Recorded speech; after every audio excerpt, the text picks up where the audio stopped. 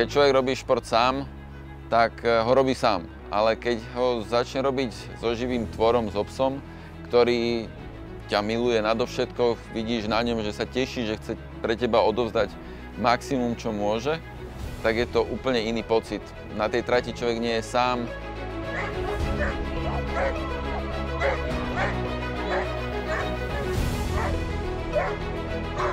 Je to tímový šport. Je to tím psa a človeka a spolu trénujeme a spolu zažívame či už tie nezdary, alebo na druhej strane tie pozitívne výsledky a krásne chvíle. Aj takéto, že si takto sadne a počúva, čo rozprávam. A myslím, že aj rozumie, čo hovorím. Na jeseň máme majstrovstvá sveta v Taliansku, v mestečku Bardonecchia. Toto nie je olympijský šport, takže najvyššou tým, že to robíme športovo, robíme to súťažne, kým tí psíci sú vo veku, že takto môžu behať, tak sa snažíme zúčastňovať súťaží v najväčšej úrovni a porovnávať sa s inými pretekármi, s inými psíkmi z celého sveta a vidieť, či trénujeme dobre, či ten náš systém je dobrý a že či to robíme dobre.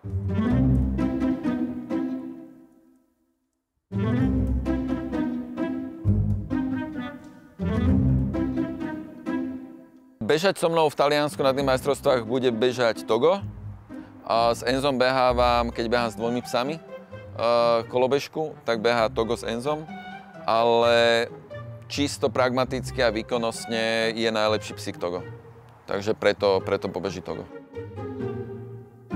On nedospel podľa môjho názoru, on nikdy nebol zlý na nikoho, on sa s každým chce len kamarátiť, je to taký dobrák od kosti, srdiečko na dlani, až do momentu, kým mu človek nedá postroj a ide s ním behať. Potom sa z neho stáva magor a je schopný do toho štartu, že taký nervózny, že cvakne aj okolo seba a je taký akože úplne vybudený, že on chce bežať, on chce proste letieť, on chce ísť dopredu. Tým, že sú to majstrovstvá sveta, tak je to vrchol sezóny. Je to to, kam smeruje celé naše snaženie, či už tréningy psov, alebo moje vlastné tréningy. Bude to dvojdňový pretek, tá vzdialenosť je niečo cez 5 kilometrov. Tešíme sa tam.